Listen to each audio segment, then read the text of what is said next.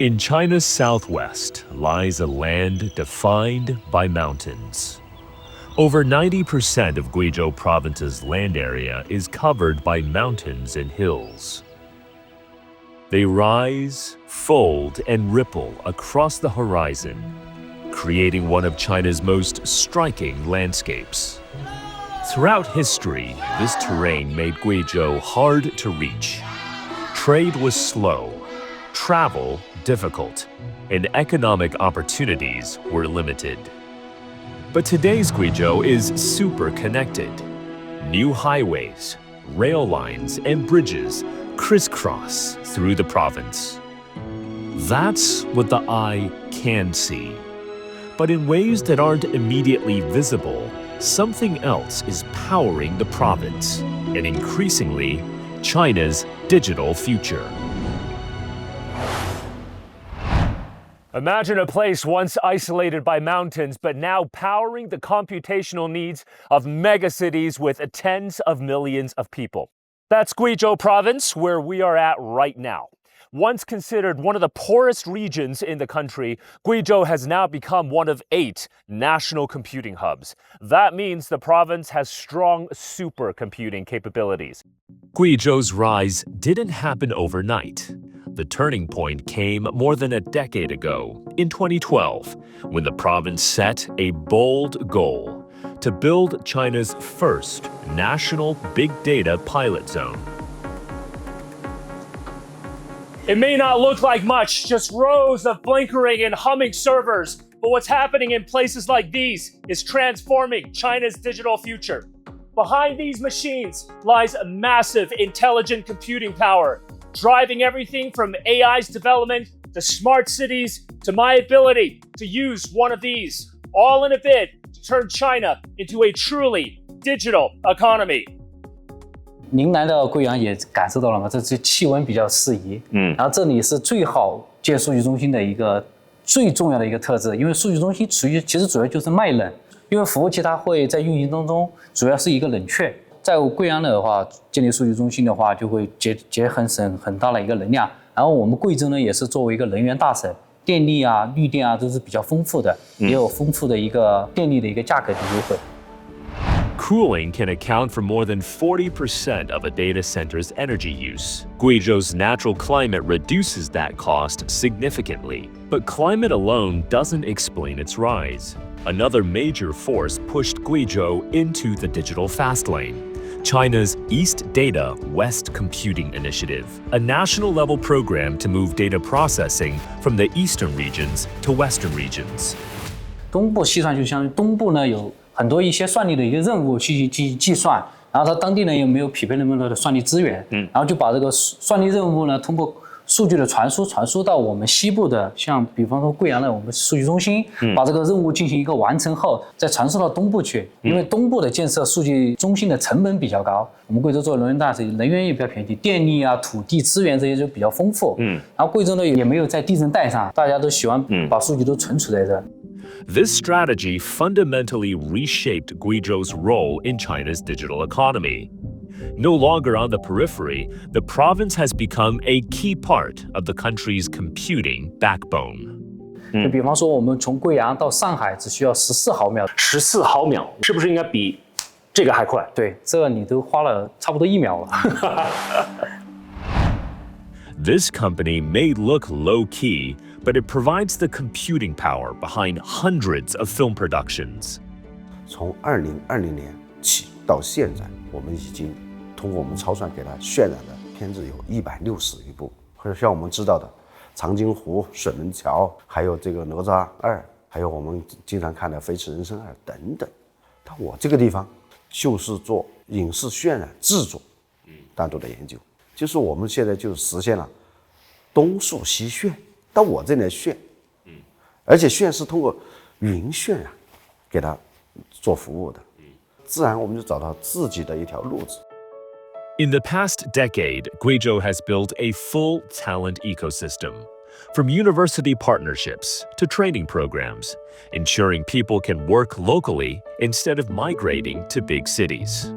当时我们来贵安新区啊，地方讲啊，这鬼都打得死人的一个地方，到处都是杂草丛生的。我从13年来，我见证了贵安从0到1到100这个发展的历程。实事求是这样，看到我们现在很多一些高楼大厦呀，这些起来以后，我们很多产业集聚以后，就感到还挺欣慰的。作为一个贵安人，很自豪。This is what China's high-quality development looks like in practice. Industrial upgrading, developing talent, and creating new opportunities close to where people live. The digital infrastructure being built here doesn't just serve users in faraway megacities. It also gives local companies the computing power they need to build and deploy AI. Based in Guizhou's Gui'an New Area, China DataPay helps public sector agencies and major companies manage and make sense of their data.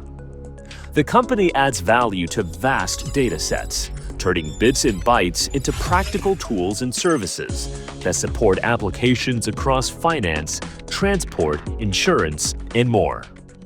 贵州的话，它提供的这些超级计算的能力，包括这些算力，对我们后续的这个 AI 开发呀是非常非常重要的。So you want to be the next Palantir of China? Kind of， 我觉得贵州是现在的话是做了一个很好的事情，它把这些基础建设建好了，接下来的话，它就是要吸引更多的国际品牌的或者是国内知名的一些企业的话进来。Thanks to its cool climate, very stable seismic conditions, low energy costs, thanks to abundant hydropower, Guizhou province has now become a leading national hub, not just for data storage, but also for computing. It's quite the turnaround. Where once there was poverty, now there's petabytes upon petabytes of data that can be valued, applied, and monetized.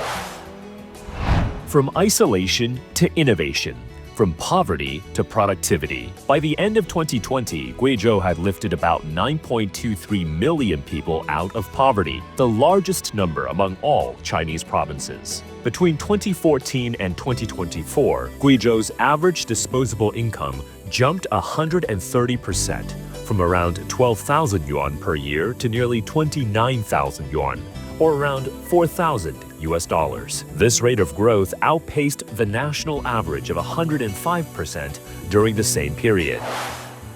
Director Xu, what kind of insights from Guizhou's development experience you think might be useful for other regions, either here in China or elsewhere around the world? I think the first one is your eagerness, your willingness to develop. Now in many countries in the world, they are just doing like party politics instead of thinking of how to make their people to have a better life. The second point is that I think you need to have a relatively long-term perspective and long-term goal. For example, China have our 5-year plans. Guizhou and also Guiyang, Gui'an New Area, they also has their local 5-year plans. Third one is that you always doing is instead of just speaking. In Guizhou, in China, you can see every year the government or the company, they will review their annual data. They will see whether your goal has been achieved or not. They will make a better adjustment according to the newest condition. So you always keep doing is very important. Years of steady policy support and long-term planning have helped shift Guizhou from one of China's poorest regions into a tech hub. The province's rise demonstrates how high-quality development can strengthen a region's foundations, transforming natural endowments into new quality productive forces. The same development logic is now energizing more advanced regions and fueling emerging sectors. One striking example is the rapid growth of the low-altitude economy, especially in China's relatively developed eastern coastal areas. The term refers to industries and services operating in airspace below roughly 1,000 meters. As cities become ever denser and ground traffic more congested worldwide, a new class of flying vehicles is emerging, and many believe these could revolutionize urban mobility. This is an unmanned aircraft. More precisely, an autonomous electric vertical takeoff and landing vehicle, or an eVTOL.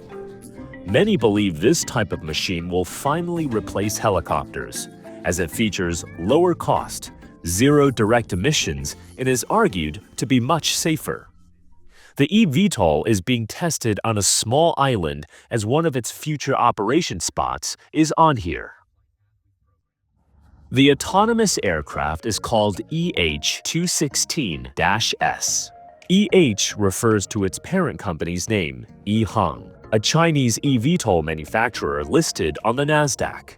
The 2 stands for two-seater, and 16 means it has 16 small-scale propellers, enabling it to become almost silent when flying overhead, and more importantly, to be much safer. 如果有一个桨出现故障，然后其他的舵机还能够正常的工作，我们能够保证它就是平稳落地。 The concept of eVTOL can be traced back to early visions of urban air mobility, specifically taking transportation into the skies. It can navigate not only urban areas, but difficult-to-reach destinations like this little island. Air taxi services, emergency transportation, and sightseeing tours. These are the tasks that eVTOL will be able to perform in the near future. 它的飞行高度一般在50米左右，然后速度的话是30公里每小时。目前我们准备就是开始文旅观光的商业化运营，这是我们的第一步。然后后面的话，我们会进行岛内的以及跳岛的一个通勤。You'd like to take a ride? 体验一下嘛。说实话平时就是手机上或者就是新闻上看的特别多，说现实生活中还是头一次看见。In recent years, the eVTOL industry has taken off with advances in battery technology and autonomous systems. And that's exactly where China has natural advantages, as the country's electric vehicle sector has surged in the past few years. At the 2024 Zhuhai Air Show, multiple eVTOL manufacturers showcased their latest models, many of which are Chinese EV makers themselves or use their charging solutions. The industry is now attracting firms that develop avionics systems for the commercial aviation industry. So about 4 years ago, we started thinking about adjacency for aviation. What if we can make that avionics suite smaller, cheaper, lighter, and even better? And sure enough, now Chinese government is really promoting this thing called low altitude economy, and it's perfect fit for our eVTOL market. Industry forecasts suggest China's low-altitude economy could reach 2 trillion yuan, or about $270 billion by 2030. By then, China could have as many as 100,000 eVTOLs in service, operating as air taxis and personal vehicles. I'm really impressed by the combination of robotic, artificial intelligence, the continued hard work by the Chinese people. The concept of high-quality development was first introduced in the report of the 19th National Congress of the Communist Party of China, or CPC, in October 2017. In the report, Xi Jinping, the General Secretary of the CPC Central Committee, clearly stated China's economy has shifted from a stage of high-speed growth to a stage of high-quality development. In simple terms, high-quality development is China's push to shift from growth based purely on speed to growth driven by innovation, efficiency, and sustainability. It's development that aims to improve people's lives, not just expand the economy. Between 2026 and 2030, China will move into its 15th five-year plan. At the heart of that blueprint is a commitment to high-quality development. The aim is not simply to grow faster, but to grow smarter, improving productivity, deepening economic reforms, and prioritizing long-term social welfare. What we've seen, from supercomputing power in the Southwest to low-altitude innovation in coastal cities, reflects a country rethinking how it grows. The questions now are less about speed and more about direction. How China adapts, how it innovates, and how it responds to new challenges in a changing world.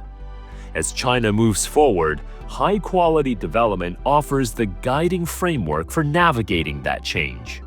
A reminder that the real challenge isn't simply growing, but growing wisely.